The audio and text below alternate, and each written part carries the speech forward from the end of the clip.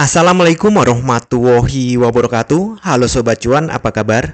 Semoga sehat selalu dan banyak rezeki. Jumpa lagi ya dengan saya Laras Lestiantoro yang maaf banget 2 hari terakhir tidak bisa on air karena ada kendala sedikit secara teknis. Oke, kita langsung saja untuk prediksi market hari ini tanggal 2 Mei tahun 2025.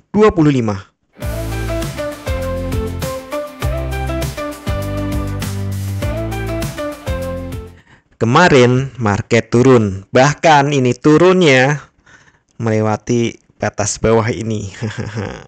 Apakah akan lanjut turun? Ya bisa jadi, hanya saja ini tolong diperhatikan di stokastik sudah oversold. Bisa jadi nih kayak gini nih. Turun kan tajamnya juga ya, sama ya, tajam ya. Tajam ini sih. Turun kemudian naik lagi. Ini mungkin akan terulang. Ingat, prinsip dari analisa salah satunya adalah sejarah selalu berulang. Nah, bisa jadi nih ini mengulangi sejarah lagi gitu. Tapi sebelumnya kita cek dulu untuk kalender ekonomi, karena hari ini ada kalender ekonomi yang cukup penting. Jam 19.30 ada non-farm payroll, NFP. Ini biasanya idola trader ya. Setengah tahun terakhir itu non-farm payroll nggak seheboh sebelum-sebelumnya. Maksudnya ya sudah nggak seheboh kemarin gitu, udah agak landai, tapi tetap harus kita perhatikan. Sekali lagi untuk non-farm payroll nilai sebelumnya ada di 228, diperkirakan menjadi 130.000. Ini buruk untuk ekonomi, biasanya baik untuk emas. Kemudian unemployment rate, tingkat pengangguran, diperkirakan tetap 4,2%.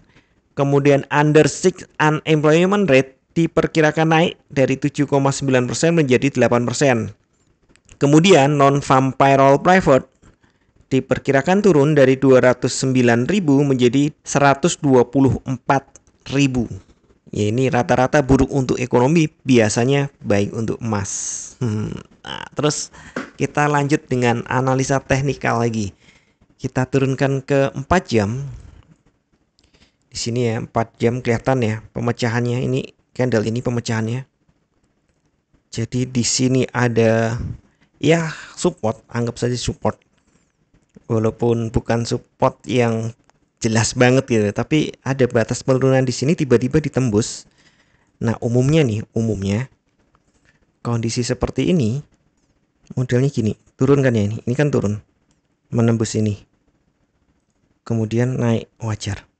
Dia akan menguji ini, garis resisten ini, support yang menjadi resisten. Kemudian, nah, yang umum seperti ini ya. Apakah akan seperti ini lagi? Ya bisa jadi ini kan sekali lagi sejarah selalu berulang.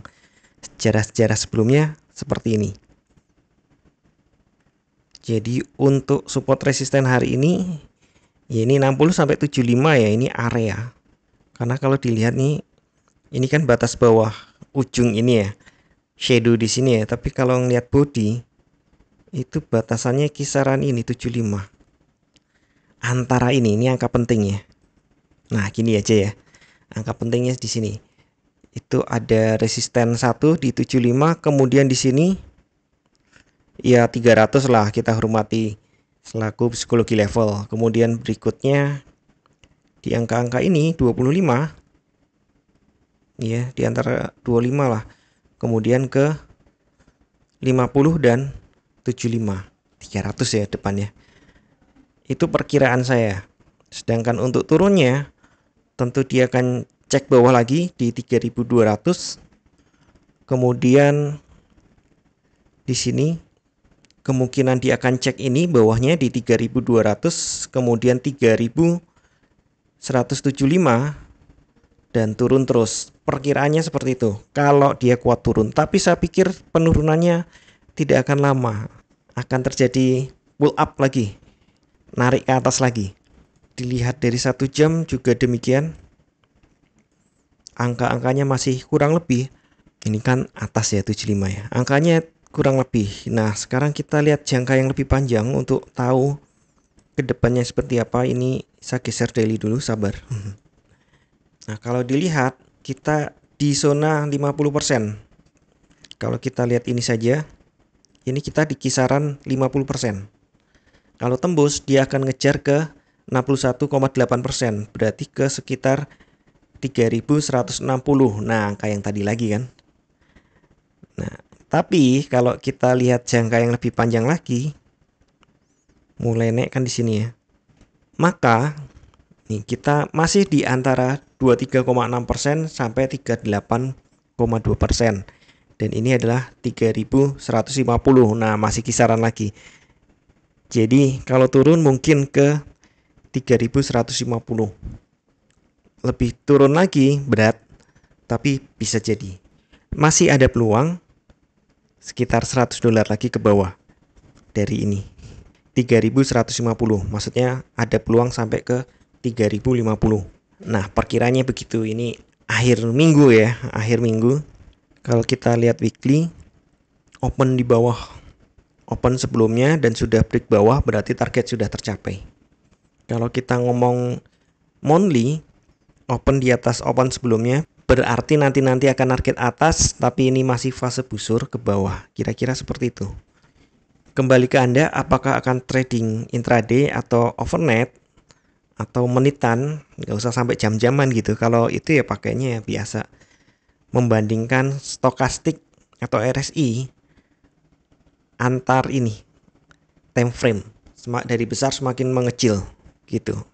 Tapi seperti biasa saya ingatkan kembali, tidak ada satupun teknik analisa yang 100% benar. Anda tetap harus bijak dalam bertransaksi, atur volume transaksi Anda agar sesuai dengan kekuatan dana Anda, dan siapkan money management agar jika ternyata harga bergerak tidak sesuai dengan prediksi atau posisi terbuka Anda, maka Anda bisa segera melakukan antisipasi secara cepat dan tepat. Oke, sekian dulu informasi dari saya. Semoga kita semua cuan hari ini lancar, berkah, manfaat, dan tetap sehat. Amin. Wassalamualaikum warahmatullahi wabarakatuh. Equity World Futures, bawa kita terbang tinggi dengan strategi tepat. Kita raih mimpi di setiap transaksi, ada peluang.